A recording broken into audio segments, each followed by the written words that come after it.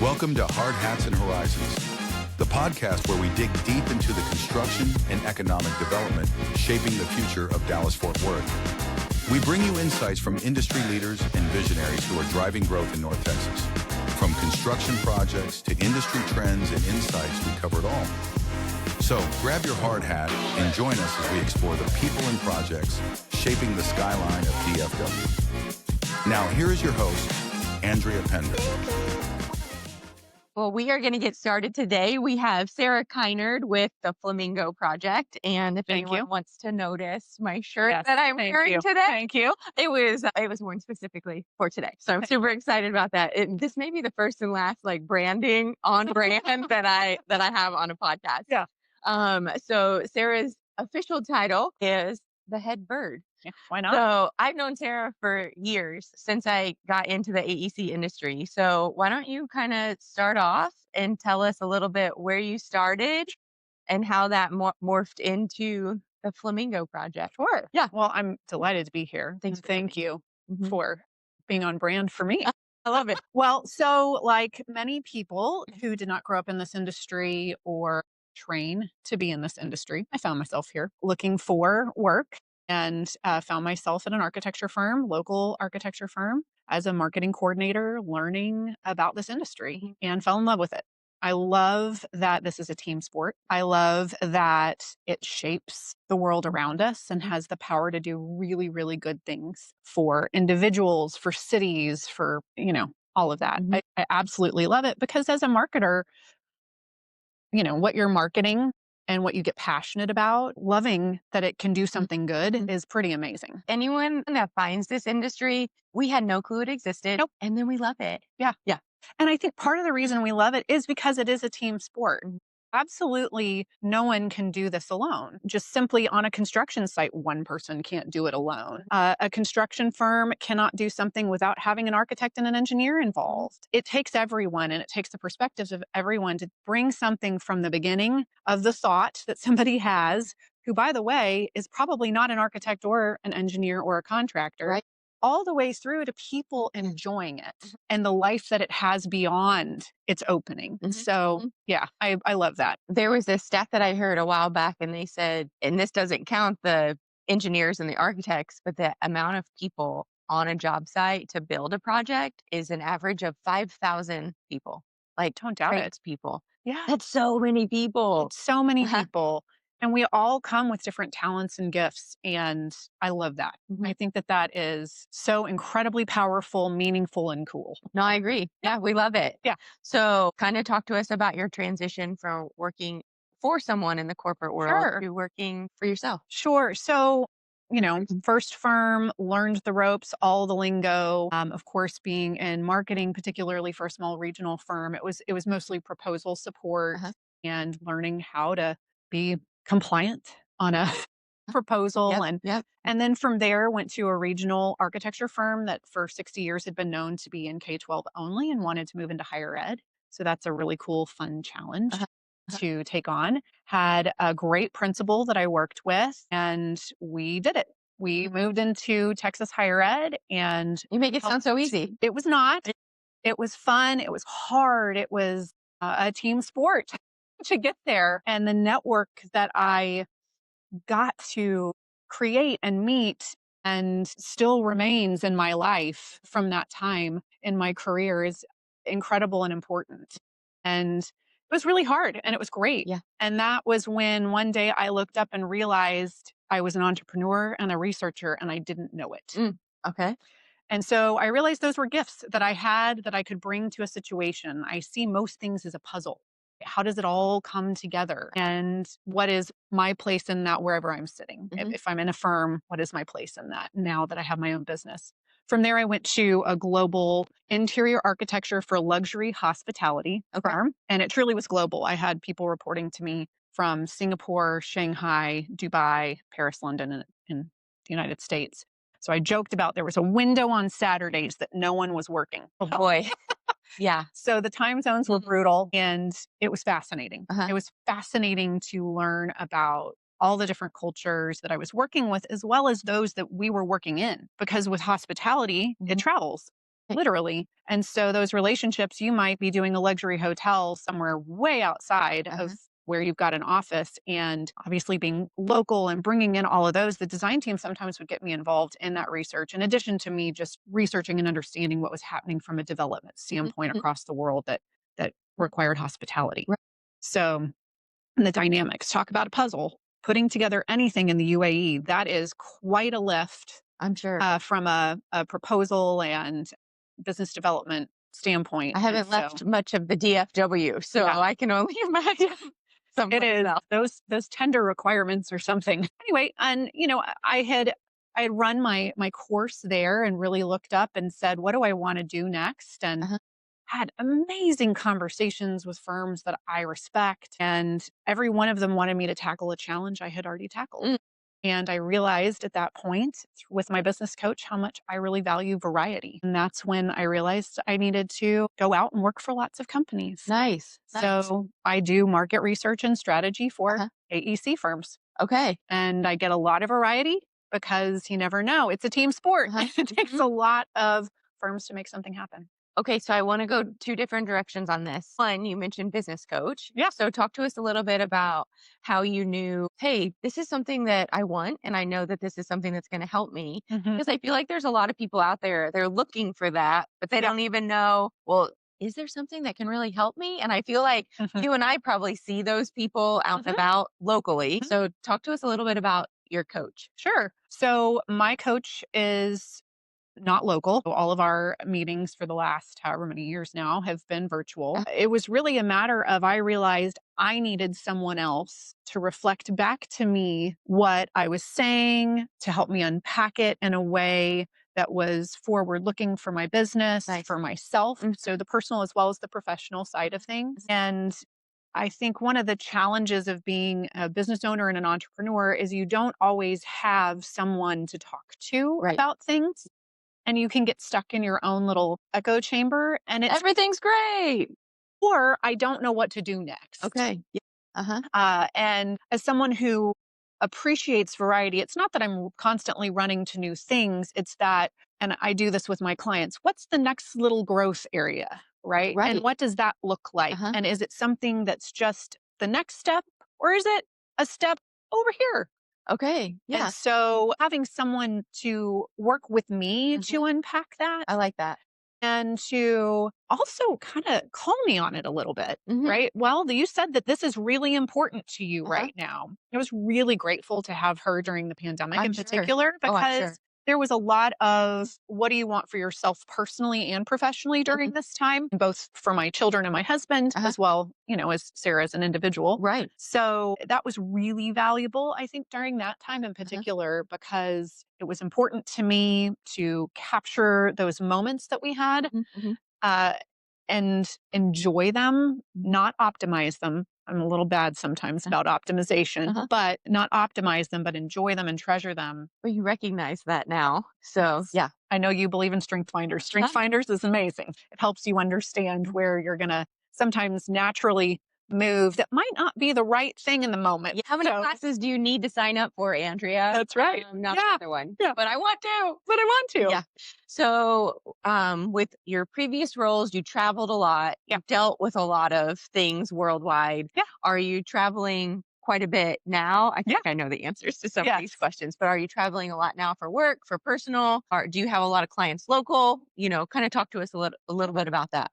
Well, what's interesting is when I started to move into that Texas higher ed, so that was Texas, that is when I really stopped being DFW local. Okay. It's been an interesting reflection I've had over and over again, because we're in such a rich area in North Texas, and it has been for a long time. However, when you're in one vertical, you can't just plant yourself in one place, particularly because we had offices in Michigan and Virginia and different states, but you can't plant yourself in just one and want to grow and be a name in the industry. Industry being the sector. So I stopped being local a long time ago. And so my network has been national and international for a period of time. And so I do work all over the US. So I travel quite a bit because I led remote teams. I mean, even back in 2007, before we were remote was a using thing. Skype. Yep. but I was leading remote teams. So being virtual is not a strange thing to Mm-hmm. me. I've got clients that I've never met in person, and I don't know that I will. I have others that prefer in person, and Uh-huh. so we Nice. do most things in person. What So does an ideal client look like for you? I am looking for a client who is interested in understanding what their next goals are. Okay.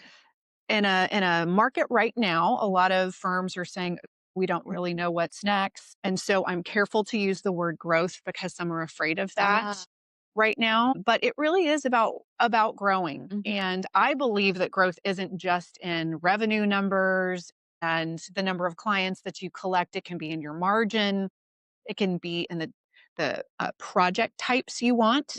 Talk a lot about project types. So my project types that I work in are for firms that are looking for structure, strategy, Uh-huh. plans for that next thing that they want to tackle. Nice. The next thing that they may want to tackle might be opening a new office. It Uh-huh. might be going deeper into a sector. It could be expanding their relationships in a particular region, but not knowing where to focus. So that's really what I'm looking for is those that are open.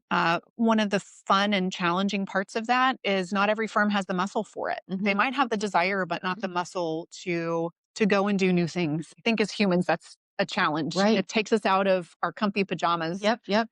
and it requires us to stretch a little bit. Mhm. So, I feel like these fractional roles, correct me if I'm wrong on using that terminology, but I feel like these fractional roles really people have kind of opened up their eyes maybe in like the last 5 years yeah, where it's like, I may not be able to devote one person to this, but I can devote a fractional person. mm, And then that solves the problem that I need. And so it's funny because I've mentioned the word fractional a handful of times, and some people are like, oh, yeah, we do this or we do this. And then other people are like, wait, what? Can you explain this a little bit sure, more? yeah. So it's kind of what you're doing then with all these firms that you're working with? It depends. So, Okay. yes, I will serve as a fractional growth officer, strategy officer for a period of time. I like to say if we're going past 3 years, then we're not growing enough to replace me. Right, right. Mhm. Now, I might still be useful in a different way after that, but Uh-huh. but in that role, if we're not growing at a point at which you've made enough money to bring that person on full time, Right. then we probably need to have some different conversations. So I'll do that, and I love that, and I Mhm. do that with just a select group because I want to be available. That Uh-huh. relationship sometimes can start with a certain amount of time dedicated, and then it grows, Uh-huh. and then you know it grows to a point where it's hard to do other things. Right. Right. So I really have to be careful and stagger those. Yeah. But I absolutely love research. And so that's the other thing that I'm known for. And so firms hire me to do all kinds of market research. Okay, so that was making me I was going to say, what did you go to college for? And then I Uh-huh. remembered I have it on here. You have a bachelor's degree in Spanish and business Yep. communications. What made you major in Spanish? I love Spanish. Okay. Yeah, that was for me. Okay, that's It cool. was never really intended to be Huh? used in business or as a career. I didn't want to be a translator. Uh, For me, I got to learn about new cultures. I nice. got to unpack history in a different way with a different Ah, lens. okay. And then when I travel, it allows me to connect in a more authentic way. When you were in school, were you a huge researcher then? Like, did you know, hey, this is where my expertise started back in the ninth grade or something? You know how you get to reflect? Uh-huh, And uh-huh. the answer is yes. Yeah. So it's all from my dad was a CFO. And if we wanted a raise of any kind on our allowance, we Uh-huh. had to make a presentation. I love it. Marketer now, right? Yeah. Had to make a presentation and make a case. So you needed to go We had some research. research. That's right. That's funny. And I mean, come on, sometimes when you're like 8, you're making up some stuff, but it's okay. Like I surveyed my friends and How funny. That's hilarious. and those kinds of things. So, Uh-huh. yeah, so my kids know that the way to my heart is a presentation. I love it. Yeah. That's good. That's good. That's So, funny. turns out I don't know if that was native or, Yeah. taught, Uh-huh. but Uh-huh. it probably is native at this point. Yeah, that's So, interesting. yeah. What are some key moments or challenges that you have had throughout your career? So definitely moving into building something, Ah, okay. building the higher ed practice with the team because I mean, I'd been in the industry for 2 years I now knew what a dark, dry shell meant, which wasn't as relevant in institutional design and construction as it is in the development world. But I knew the terminology. And here I was jumping into something and it wasn't local. I couldn't go drive Right. to everything. Mhm. And the team that I initially had, the project manager was in Michigan, the designer was in Michigan. Within 6 months, I had a designer and a project manager in Austin. Mhm. I technically worked for the Austin office, sitting in Dallas. It was a cultural change for the firm. Uh-huh. It was a wildly different thing for me. And when I look back and realize the work that we all signed on to do, whether we realized we signed on for it or not, but the work we signed on to do and the time too that we were entering was a specific time in the industry. We were lucky that it was that time. Building that was it's something I'm really proud of. It's something I'm proud of, and I'm proud of the people Nice. that were a part of it and the collection of individuals that then came into it like a magnet that helped make it possible and real and meaningful. Nice. So that's Yeah. one of them. And then, of course, being 8 years into my business, I had no idea this was ever on the trajectory. Uh-huh. And here we are. Here we are. Here we are. That's awesome. Yeah. Yeah. No, that's exciting. That's Yeah. exciting. I feel like there's just a lot of, how can we do this better? What can we do here? There's a lot of that I think that goes on in the marketing brains. Sure. We're always looking for the what's next Yeah. opportunity. Okay, talk to us a little bit about how mentorship has helped you over the years. Sure. So I mentioned when I moved over to the firm for the practice, I had a pretty incredible principal who I'm just going to say early in my career that I was really grateful to be employed by men who had daughters either my age or a little younger. Nice. They were advocates for women. You get to choose your way because I wouldn't want anyone to choose for my daughter. And so I'll say that I'm really grateful that I happened into that. Mhm. Certainly not something that I anticipated. Right. It just worked out Mhm. and was a common theme across a couple of them. But in particular, helping me unpack and understand the puzzle of our industry. Mhm.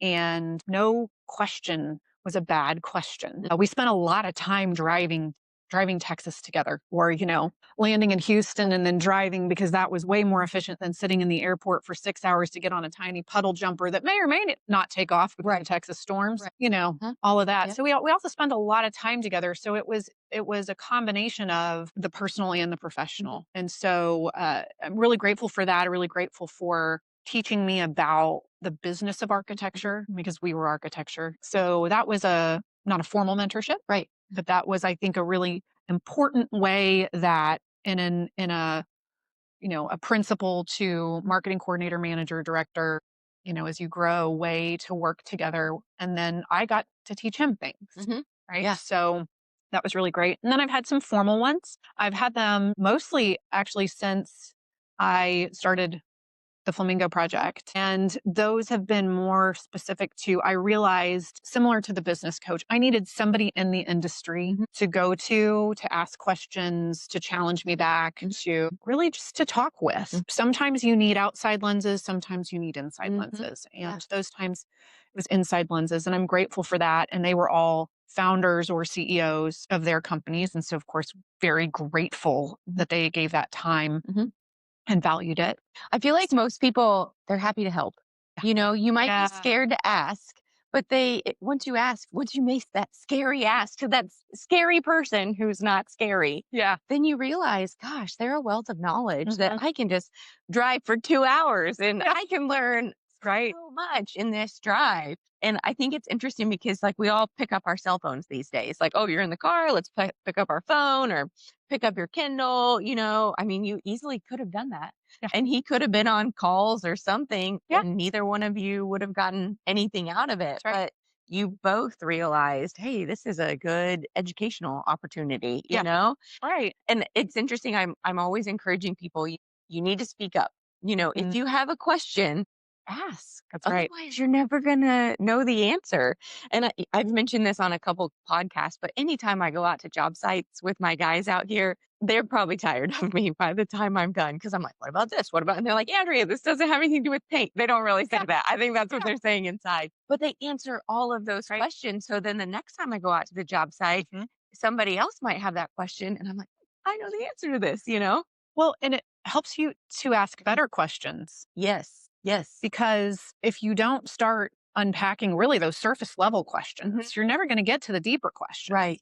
So I would imagine that some of the questions that you're asking at this point now, going out to the same job site Uh-huh. or of the same individual, you're asking more complicated questions, Yeah.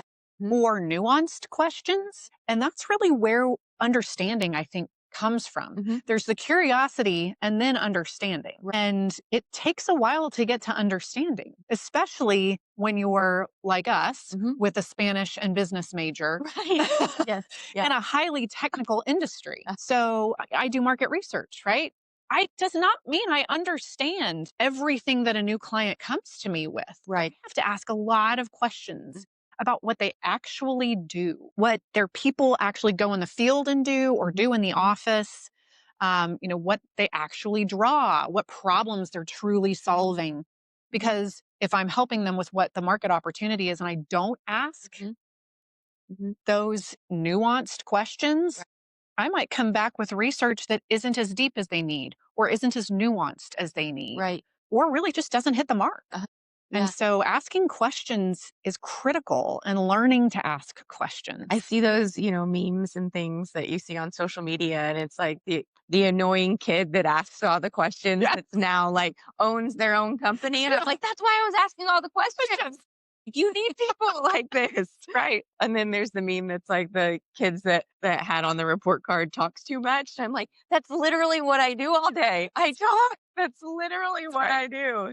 Yeah. Let's see. What is something unique or surprising that you have had throughout your journey so far? It is building something new, whether I realize that's what I was going to do or not. In my personal, my professional, all of it. Apparently, I'm here for it. Uh-huh. Awesome. You're here for the challenge. I'm here for the Uh-huh. challenge. And I And think that says a lot because there's a lot of people who are like, nope, I'm happy with what I'm doing. And we need those people. Like they're sure. content, they're good at what they do, but then sometimes we need to mix it up a little bit. Well, and most of the time, it's been within the context of something that's been right. So I'll use the example of the interior architecture Hmm. firm. Hmm. So they had done for because again, this is luxury. So they had done planes and boats for people who own NFL Right, teams right, right. and things. Yeah. Okay, Yeah. uh, and said, "Hey, what about we go into cruise? We've done work with Disney. Maybe we could do a Disney cruise." Uh-huh. So it was about understanding what that actually means. And not necessarily like what are the fire rated materials. Right. That's for the designers to figure out. But Yes. how does it work? And boy, that was fascinating. I bet it was interesting. Oh my gosh, Those are things you don't understanding even how think many of. dry docks there are in the United States and across the world in order to build a ship and in order to truly completely overhaul a ship. And oh my goodness, talk about Uh-huh. the coolest, in my opinion, coolest and weirdest international industry. Because, I mean, think about it. The boat goes everywhere Uh-huh. for a decade and constantly gets refreshed and refreshed. And so you've got that time in port, which you probably think about. They're cleaning the ship, they're Mhm. bringing new food on, they're taking the trash, they're doing all, Mhm. they're also renovating rooms Yeah, that's in crazy. the 12 hours, maybe. Yeah. And there's these crews that are ready. And it's just Yeah. wild. I And loved you don't learning even know about it. that exists. Yeah. No idea. The planning. Uh-huh. It was fascinating. Gosh. Obviously, you can tell just Yeah. now talking about it, Well, fascinating. it is interesting. Like, and we have some projects that require overnight crews. Well, I never had that in my engineering days, No. So yeah, just hearing about that. And I was in a meeting yesterday and they were having like overnight, like we were having to put numbers together because the overnight they get paid more, Yes. And so we're like, Yes. okay, well, what is the number that we submit for this? Right. So yeah, that's an interesting. Exactly. So that's in the actual like doing of the construction, but have understanding again the puzzle of Mhm. how it gets from this needs to be refreshed to all of the rooms on this entire ship that isn't going to go into a dry dock Yeah. happens. Anyway, that was fascinating. And so learning about that was the first time outside of the higher ed stuff. Really, I was investigating something new. And then obviously I investigate new things all the time now for my clients. But then in my volunteer professional life, Uh-huh. SMPS, both of us have Yep. been presidents of Uh-huh. SMPS Dallas. Well, it turns out I was the last one Oh, because interesting. Yeah. because the problem was brought Uh-huh. regarding, volunteership and engagement and those sorts of things post-COVID, which every nonprofit is who has volunteers Yep. is dealing with a different relationship with Mhm. volunteerism and the board makeup and having to staff 2 boards across Fort Worth and Dallas. And anyway, I had no idea that I was going to step into being president-elect during COVID and then the first president post-COVID and then dissolving and forming a new Right. chapter. Who knew we were going on that one? But again, I had to do the research and prove to the National Society that, oh, here are the 2 paths that we need help with. It's this one or it's this one. So there you go, right? It was something new and I didn't know I signed up for it, but we listened and we did the thing. Nice. Let's talk about SMPS for a minute because it has been a big part of both of our lives. So talk about how you heard about it and got involved. Yeah. Maybe some of the things you got out of it and where you're at because you're still serving, but in a different capacity now. So Yeah. let's hear about all of it. So I heard about SMPS when I went to the architecture firm. They were at the time very much of the mindset of if my marketer goes, somebody's going to poach them. Yep. And so I was not allowed to go to events, which was definitely one of the reasons that I left. I realized my growth was being limited. I think when that's the mindset, then there's some other homework that needs to be done. That's right. And by the way, phenomenal firm, very different viewpoint today. And that's why I don't name them because I don't want Totally fair. anybody. Yep. Because phenomenal company. Anyway, and so when I went to my second firm, which was SHW, I never named them. They're no longer SHW, they're Stantec. Scott Milder, who had been a past president and very involved, who I did not work for, he was on the K-12 side. I walked in and he literally grabbed me and said, I've already signed you up. You know? And I expect you go to these meetings because I need you to meet these people and, you know, all of that. To which, I mean, my very first day at that firm, my very first day was at Love Field. Okay. I met my boss. I was hoping that I would recognize Oh my. at the terminal Oh my. at Love Wow. Field. Okay. So, you know, when I say that when I took that job, I stopped being local. It was a challenge for me because I wanted to meet this community, but I was never there. But what I didn't understand quite yet, took a couple years, was particularly in Texas. There's an Austin. There was not San Antonio at the time, a Houston chapter. So if I was in Houston, lucky. I could go to a Houston event. Yes. If I was in Austin, I could go to an Austin event and I was Yes. welcome. Please come. Yes. So yeah, that was how I was I was truly introduced. I love that. So the advocacy and the person saying this is an important place for you to be, for your growth, for your network, and all of that. So really grateful, of course, because talk about the hurdle being removed. They were like, your membership's already paid for. Here's your number. Right? That's awesome. And we expect that you go. That's awesome. I was grateful that there was never any particular requirements because again, I was all over the state. Right.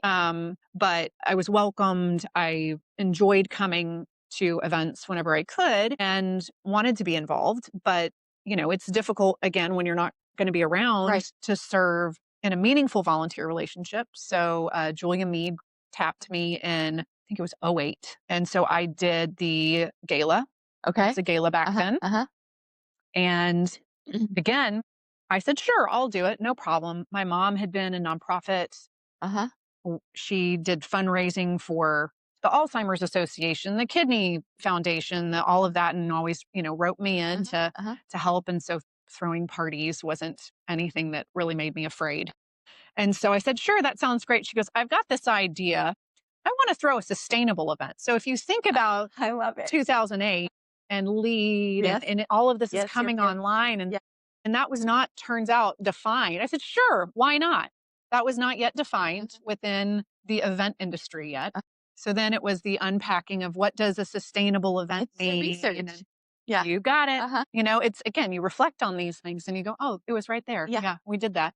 So it was fun. It was great. We won a SMPS National Award for it. Nice. Because we created metrics and all those sorts of things. Yeah. So anyway, it was fun. It was great. So she wrote me in and of course helped in with the network. And then when I went international, that was really hard.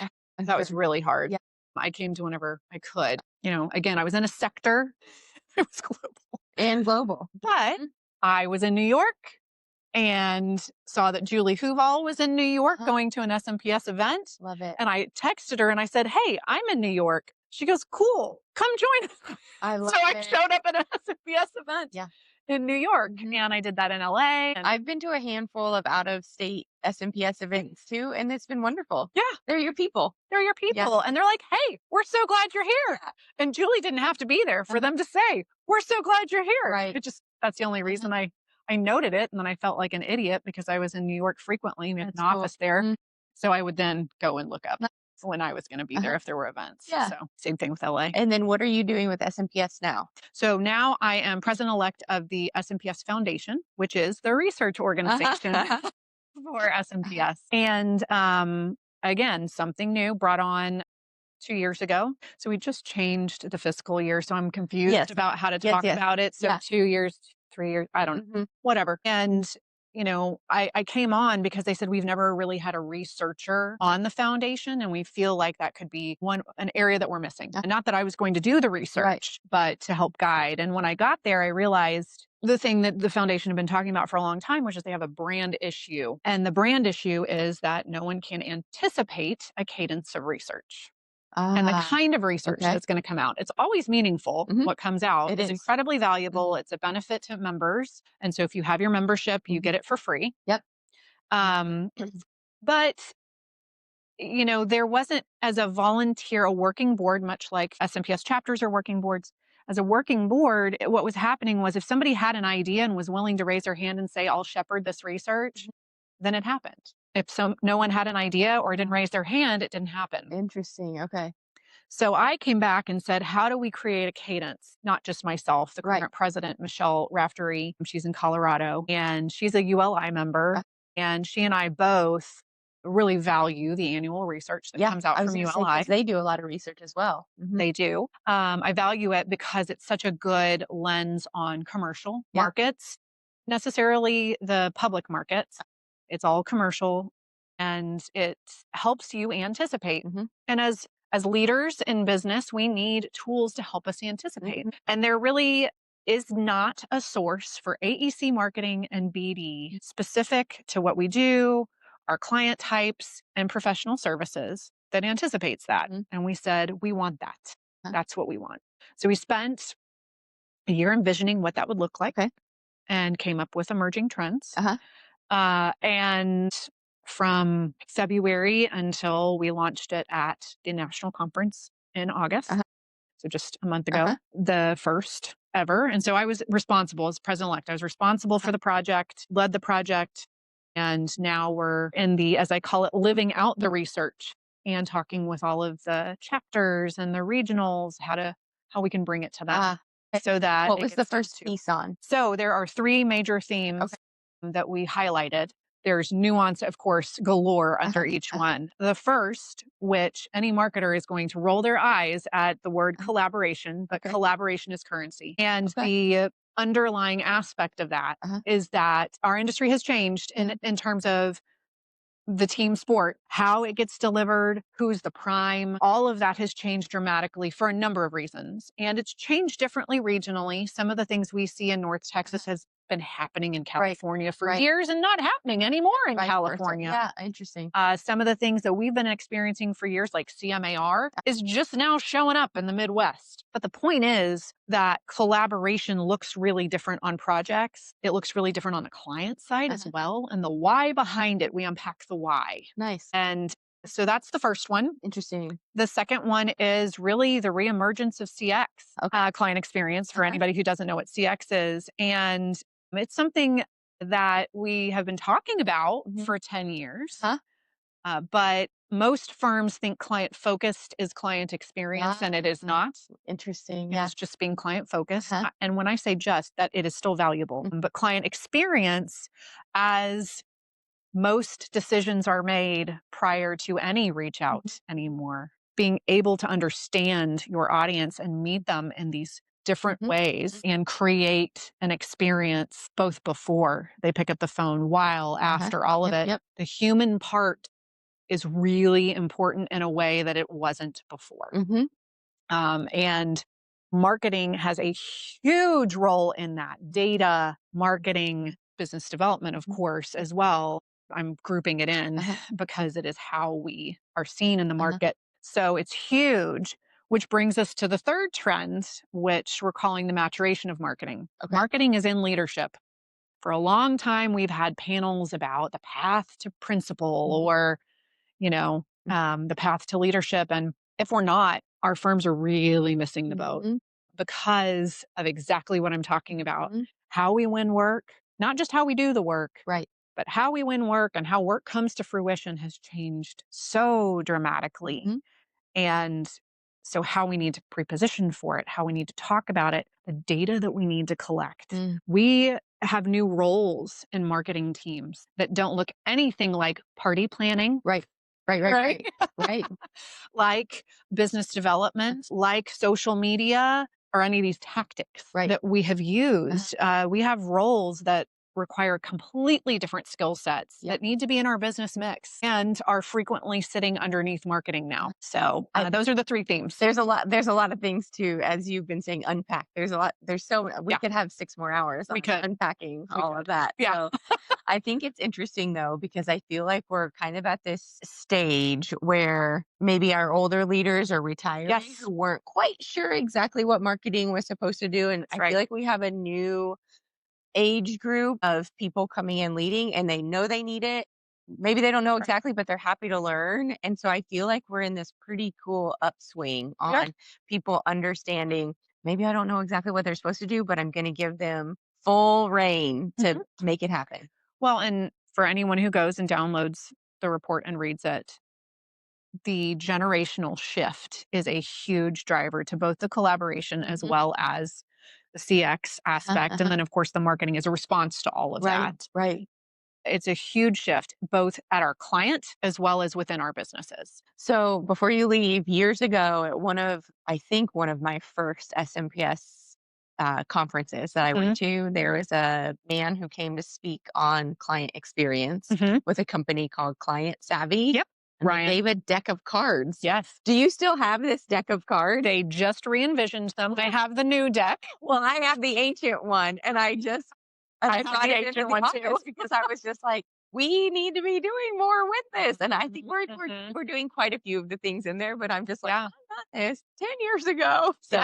Yes. Ryan, they're still awesome and in business. And so, I mean, not to plug for them, but to say really how important this is they were purchased by Clearly Rated because they have been historically the only ones in our space in professional services. They do law, accounting, and architecture, engineering, construction. They've been the only one in the space, and it's so important they're being purchased and have been purchased. And I got to meet with their new CEO at the Amplify conference because they did a subsequent project out of that CX finding to really prove the point of the value for us. Maybe if I send a selfie with the old deck, they'll send me the new deck. Oh yeah. No worries, because it's a valuable tool. My husband's not in our industry, but I gave him a deck forever ago. And it's valid for everyone. It is. It's valid in just your personal life. Exactly. Valid, family experience. That's right. Yes. Yeah. Need reliable, high-quality service for your commercial project? Choose Carrco, the most trusted contractor in commercial painting and drywall in Dallas-Fort Worth. With over 30 years of experience, Carrco delivers top-tier craftsmanship across Texas. From expert painting to seamless drywall, we handle it all, on time and on budget. Transform your space with the professionals at Carrco. Visit carrcopainting.com today. Carrco, where quality meets reliability. What are you most passionate about in your job? I am most passionate about learning new things and connecting them for my clients. Nice. Because that's what they come to me for, is they say, we either need you to debunk something we know, validate something we know, or find the next thing we need to know. And learning, I love learning. I am not the voracious reader that you are, because I read all for work day. Yeah. I consume That counts. all day. And I love to learn. And part of the learning is learning from other people as well as digesting information. Mhm. Yeah. What are some of your future goals for the Flamingo project? So I'm actually letting myself sit this summer in that because I am starting the Goldman Sachs Small Business Program next week. I saw that you posted on LinkedIn. Tell us what that is. So it is a program that you apply to that is completely financed by Goldman Sachs. You apply, you interview, all of that. And they partner with universities and community colleges to be the sites around the United States. They've been in Dallas for quite a while, I believe about 10 years. So this is cohort 33 that I'm going to be a part of. That's exciting. And I know a couple of other people in the industry and outside of the industry that have been part of the program. And I look at this as I'm going to do something that I do for other people to a certain extent. And I am here for it. I don't know. I don't know what December is going to be. And I'm really excited about that because I don't want to go in with because your business is your project. Right. That this is what I'm going to do and now help me build it. Because I feel like I'm doing myself a disservice if I do that. I let myself this summer. I was also so busy getting this foundation project finished. I decided I was going to let myself rest on the constantly reaching, for the next hurdle or discovery of the next hurdle. No, that's good. I've got some ideas, of course, but I also am excited about it because what other people don't know is I'm also a travel agent. And so I'm going to be doing that for my agency business alongside. That's exciting. So I'm excited to see what might happen with that too. When does your Goldman Sachs program start? It starts on September 11th. On September. Which I don't know when this is airing, but September 11th. Next week for me. And then how often does it meet? Meets weekly. Ooh, all day on Thursdays. Wow, and that's a big commitment. some days, half days. Okay. Another half day. I do evening clinics. And so, they do 3 a year. They do basically I'll call it January on, and then a summer, and then fall. That's exciting. Yeah. You'll have to keep us updated on LinkedIn. Tell us everything you're learning and all of that. Wow. I'm That'll really be looking cool. forward to it. Yeah. How many people are in the class? I don't know. Because it's not I don't next know. week yet. Yeah.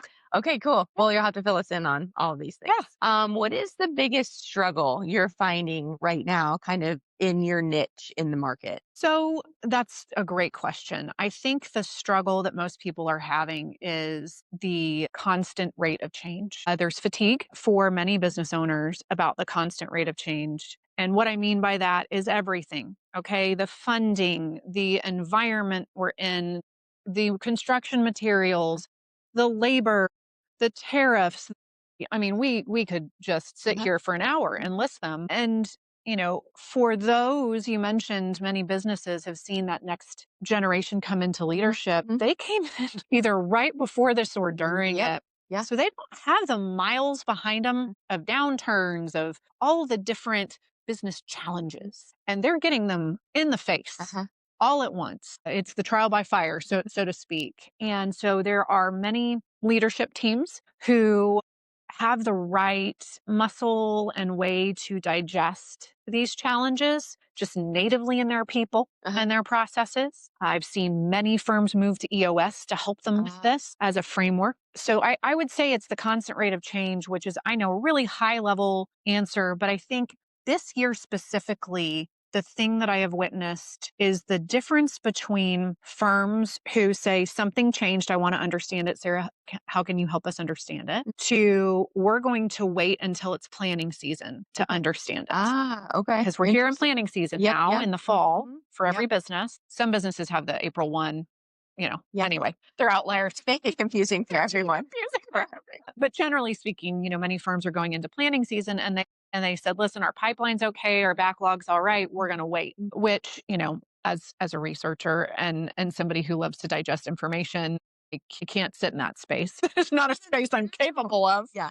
Now, I can say, you know what, I'm going to put that down for a week. Right. But I don't understand that to the same level because I have that muscle and that desire. So that's the difference and I know that's interesting. kind of almost a binary type difference, but that's been what I've been witnessing this year. Interesting. With firms is that that's the cadence, I guess, that they've come to me for support or help. Yeah. So, yeah. Interesting. Moving on to more fun stuff. Yeah. I mean, we do love what we do, but Yes. personal fun stuff.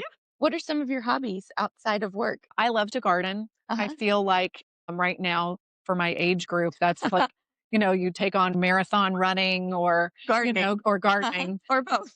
or both. Yeah. I love it because I love to be outside. I love to get my hands in the dirt, to feel grounded and all of that. I like to watch things grow. I love to experiment. Uh-huh. I have, a bed where everything that's planted in it is something I didn't plant Oh, before, okay. That's to neat. see if it's fun, if I like it. Yeah. Yeah. Because it's just for fun. Is it like veggies or is it flowers or both? It's veggies and fruit. Uh-huh. So right now I've got blackberries, raspberries, Oh, nice. artichoke. Tomatoes have been my nemesis. We Okay. have bunnies in our neighborhood. I know, And we do too. so I have a outside side yard, outside the fence and inside the fence bed. And so did Romas, which I've never done, which worked. Okay. Um, Which means the bunnies did not like them. Thankfully, they grew up high enough that it didn't matter. Ah. And so it worked out.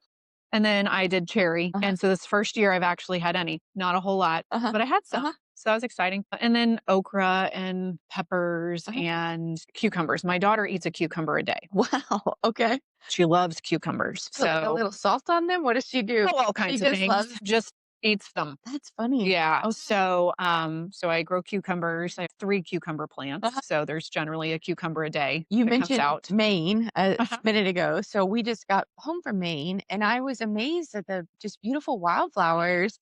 And there was a little roadside stand that we actually ended up stopping at every day. And I bought a bouquet one day.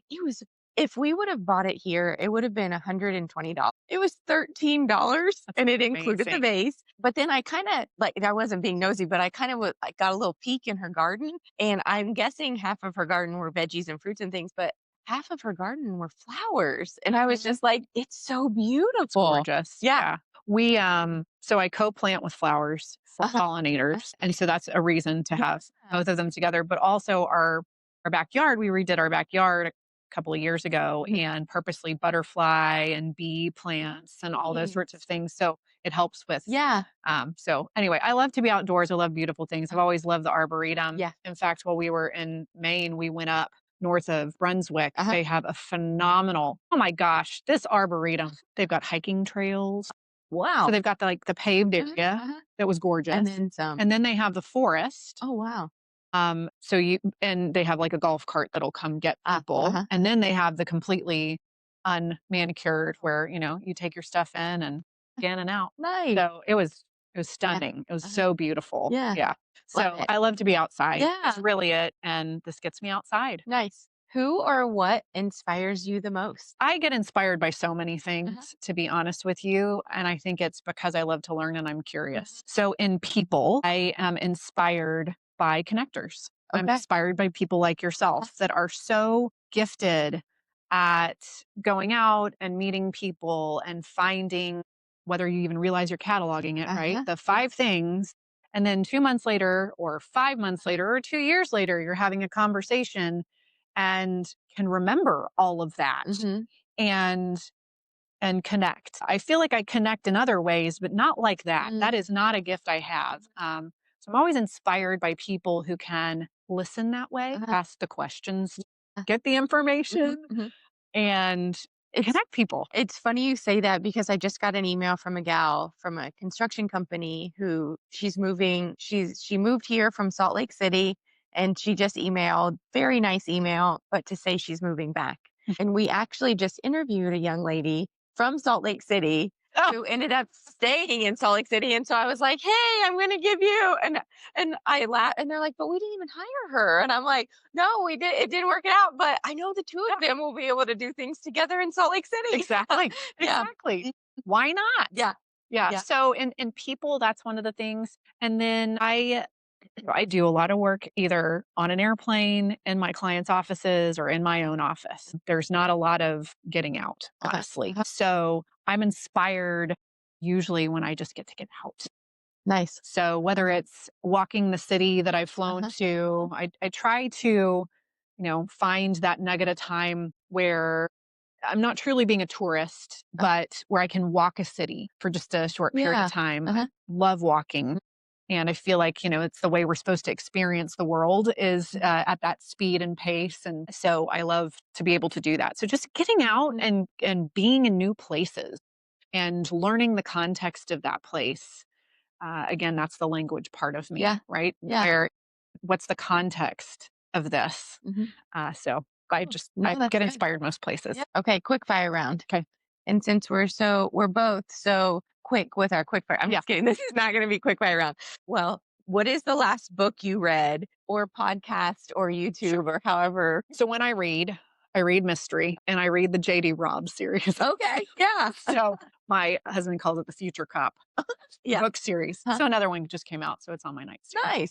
Nice. When I pick up the book. Are you a paper or a Paper. Kindle? I'm done with screens by the time I'm out of my office and all of that. That makes sense. My phone's over there. I like the tactile nature of it. I don't have to make sure it's downloaded still. Are we in airplane mode? Do we have Wi-Fi? All of the things. Yeah. So, interesting. Yeah. I like paper books. What is your favorite quote? I'm really bad at picking favorites. Okay. Of anything. Most of the time I reject favorites, but I get inspired right now by quotes generally of the genre. So in other words, I'm saying I'm here. Please send them to me. I'll take all the quotes. About just growth of people professionally. I'm really intrigued. And I know this podcast is a lot about that. I'm really curious about people's stories right now. And I think it's probably where I am in my career. It's the puzzle aspect because I'm just seeking what that nugget is that just made them light up, right? Yeah. Nice. I'm inspiration about that. It's really kind of what I'm seeking out right now. What is a skill you would like to learn? Is learner number one on your search? No, it's not at all. Oh, okay. It's not even in the top 5. Really? Yeah. Oh, wow. I'm surprised. Not even in the top 5. Well, it's my number one. It's because, with these strengths, right? When you actually read them, the part about learning for me is about connecting it to what I do every day. In my life. So it's about that puzzle of either professional or personal or so like when I became a new mom, I was reading about being a new mom, right? And babies and how they work and why you bounce and shush and do all the different things and the science behind it. So I'm not a learner because it falls into other strengths. Gotcha. Okay. Yeah. So it's interesting because the first time I did it, I was almost insulted. Yeah. Like, wait, it must be wrong. But one of the characteristics about learners that can be a pitfall is they don't stop learning about something and create action. Yes. So when you've got somebody who's got learner on your team, you want to see if they also have those actions, which I know you do. So that's not a problem you fall into. But I also have like maximizers. So I'm like, but you can't sign up for all the classes. Right. Like you can't maximize. Sign up next year. It will be available next year, Andrea. Yeah. Right. There's a class I want to sign up for so bad. And I'm just like, no, don't press buy. Like, don't do it. Don't do it. But you didn't answer the question. Oh, well, now I've forgotten what it was. What is a skill you would like to learn? So I am terribly clumsy. Okay. And so most of the things that I have desired learning, like riding a unicycle or juggling, are really more just about the fact that I have never been able to control my limbs. I don't think I would sign up for either one of those.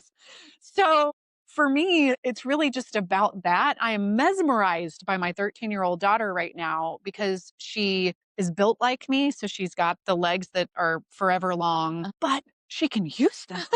She's in club volleyball. Did you sign her up for something that you didn't have when you were little? No. Like, is that okay? So it's wild. Like last night we were at this first scrimmage. She's on the court and she, looks great. She's in her element and her legs go on forever because they have those little, volleyball shorts. Yes. And I'm just watching her move and I would have fallen over. Yes. But I made that. Yes, I did. I did. So most of whenever I put something on the list, so I decided during COVID I was going to learn to juggle because you can do that at home. Okay. Yeah, I gave up on that. Yeah, I can't do it. Chasing balls all over the house. It was ridiculous. I mean, the whole thing was, it was great to try. Listen, stretch, right? But What about like a adult ballet class? So I did a Mommy and Me one with her. Okay, okay. And So we've been there, done that. I just realized it's not for It's me. not gonna happen. I mean, I like yoga. I like yoga. Yes. I don't go to a yoga class because of how many times I fall over. I just fall over, Uh-huh. and people are concerned. And you're like, You don't need to be concerned. I Okay. have a bruise at all times "That's okay."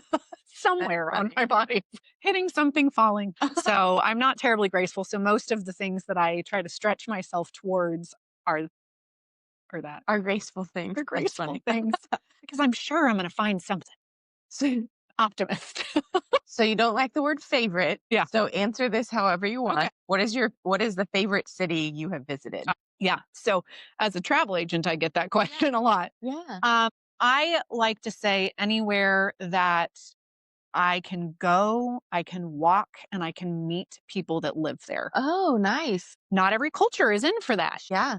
Not every culture is in for, Yeah. a tall white American to walk up to them. And that's okay too. Mm. But so I just like to go where I get to learn something new and not necessarily history, but something about the culture and how they see the world, Uh-huh. how they unpack the world. We went to Japan summer of 24 with the kids, and we're walking around Tokyo, and the tour guide started to talk about something with history, and they're so polite, Oh, yes. in Japan. Yes. He started in and he realized I'm here with an American family and I'm about to tell this from the Japanese standpoint. Uh-huh. And he locked eyes with me and I said, "Oh no, they need to hear it. It's Go." okay. Yeah. And the kids kind of looked at me. I said, "He is going to tell you the history from the Japanese perspective, Yep. not the US perspective." Yes. And my son had just had some world history. My Ah. daughter had not yet had world Uh-huh. history. So, it's our job then as parents to unpack what's the questions, it was great, Yeah. So somebody who is willing to be an ambassador of their Uh-huh. culture and a respectful ambassador of their history Mhm. as well. Those are the adventures I want to go on. We went to Tokyo right before COVID. And so, but man, what a cool place. You could eat off the floors, I the know. streets. It was so clean over there. Everybody was so nice. I know at one point we were at a restaurant and it's just like, okay, how many times are we going to, and it's like, who stops first? I don't know what's happening, but she's going to go and I'm going to go. And Will was like, stop, like something. One of you has to stop. And so she just kind of bowed her way out of the room. That's right. But yeah, I can remember years ago we went to Santa Fe, which that's a place we've been to a million times. And we went to a restaurant, put our name on the list, and they said it's going to be like an hour wait. And we're like, oh man. But by the time you go everywhere else, it's going to be an hour wait. Yeah. And so they called our name and they called another name. And they said, hey, we have a table for 4, and you can either sit with each other. Yeah. Or you can wait for an hour for your table. And I know we all 4 kind of like, Kind of sized each other up. what am I gonna sit with? It was lovely. And they were actually 2 monks. And so it was just such fun. I mean, we didn't learn anything about Santa Fe, but we learned so much about one another. Exactly. And you can't No. schedule that. You can't make those accidents happen. No. I love traveling, and I hope the people that have to hear from me, like, hey, tell me everything about everything. They'll be like, who's this lady? Yeah. But now we're best friends. That's right. So yeah. Now those are my favorites. I mean, obviously we all have, trips that, you flash back on and for Yeah. various reasons. Mhm. My first time to study abroad, of course, Yeah. has a special place in my heart. Mhm. First time I traveled internationally Uh-huh. in my life, Yeah. has a place in my heart. The first time I got on a plane by myself to go visit my grandma has a place in my heart. Right? Interesting. Yeah. And so I think we have nostalgia as well Uh-huh. as, it's the first or Yeah. it's, Mhm. a particular experience you had. So I don't have a favorite. The place I'll go back to over and over again is Costa Rica. I love Costa Rica. I love the Okay. people. I also love Mexico City. Oh, I love Mexico City. But some of that's the Spanish. I Uh-huh. can move around in a way I can't There with other are places. people in Mexico City at all times from our office. I bet. That's their place. So Yeah. I think that's where a lot of people are originally from. I think that's where Javier's from. Oh, cool. So yeah. Yeah. Yeah. Well, it's a phenomenal city. It's a huge cultural epicenter for the world. Nice. And That's cool. it's really, really neat. And you can go again and again and have all kinds of different experiences. So, Mhm. yeah. Nice. yeah. Anyway. What is your favorite construction project you have been a part of? So I'm going to come at it differently. My Yes. favorite win, Okay, love it. project win. Uh-huh. So I mentioned the higher ed practice. And, there are these times in your career when you've been places for a period of time that it's sometimes you don't even know until it happens that you're like, oh, we did it. Yes. Right. Yes. So it's that project for me, which was the Texas A&M Vet School. Oh, that's exciting. We pre-positioned, we did the whole thing. We had a national design partner. We took the dean on tours. And for anybody that doesn't know, Texas A&M is the only public vet school in the state of Texas and had not had any sizable construction project on their labs and classroom buildings ever in the history. And so this at the time was the single largest construction dollar project at any Texas university that was not a stadium. Wow. That's cool. And we won it. Nice. And Congratulations. thank you. And I still have the feeling Yeah. run through my Uh-huh. body of We did it. like panic as well as, oh my God. Uh-huh. Yeah. We Yeah. did it. Yeah. So It worked. yeah, Yeah. it was the time where I went, we did it. That's awesome. We did it. Mm, So yeah. that was definitely Awesome. a big moment. So One final question. What is a piece of advice to someone just starting out in the industry? if you aren't from this industry, Come join us. come join us. Absolutely come join us. Actually, when I say from this industry, educated as one of the professionals, engineers, Mhm. contractors, trade contractors, architects, etc., ask how it works. Mm-hmm. Think that I look at my friends in the industry, myself, understanding how a project comes to fruition, and then from the idea with the financing and the Uh-huh. zoning and the everything that goes into it, all the way to it now has a certificate of occupancy. Uh-huh. And then what do they do with it after that? Mhm. How do they measure the building? How do they keep up with the building? Working around the US with higher ed in particular, public higher ed in particular, community colleges, some of them don't have deferred maintenance in their annual budget. Mhm. It's part of the bond that you pass, just like with K-12 schools. Right. And that's critical to understand. It's critical to understand relative to the cycles of their buildings from a design standpoint and construction. You understand that building is going to be 10 years until they've got budget to do anything meaningful to that building again in terms of a repair. And because that helps you understand what it means. That helps you Right. understand what it means to the people who work in the building, use the building, the community that it serves. Understanding how it works is really important. Mhm. And it can get really big. It can feel very large. So just start small. Yeah. I'm putting a panel together at the end of the month, and I'm excited because it's going to have developer, contractor, architect, engineer, and trade partner. Mhm. And at a lot of these women's networking meetings, I'm realizing these ladies know what they do and they know all about that, but they have no clue where the trade partner falls into that, or they don't have any clue how the That's right. owner falls into that. And Right. so I kind of was noticing this enough where it's just going to be an hour-long panel, which it could be a 6-day panel. Sure. But I'm like, at least some of those big questions will Right. hopefully be answered at Mhm. that panel. Yeah. That's great. Mhm. I just feel like, again, it's a puzzle and it's a team sport. And being a researcher, the other thing that I look at is the education of all of this. I see, okay, my kids, one's in high school, one's in junior high. Uh-huh. And we have a lot of conversations about what's out there for the future that we don't even know about. Right. And what needs there's going to be. Mhm. And I'm excited. One of my son's friends, who's a senior in high school, he is going to be a mechanic. I love it. He is Yeah. going, he already knows which school, Yeah. he's already accepted, That's and cool. all of that. And he has a passion for it. And I love that the environment they're in is putting the same level of importance on him choosing a mechanic as somebody who wants to go be a lawyer. Yeah. Yeah. And I'm really grateful for that because again, I see the numbers. I see the numbers, I see the graduating numbers, I see the need. And again, this is that going back to the foundation paper, the collaboration is key because what we're going to need and who's going to be available to do it and what what is going to be that needs to be done is going to change. Mhm. So anyway, I'm really That's excited. that's one of the things that comes up a lot on the podcast is, are you going to encourage your kid to go to college or trade school?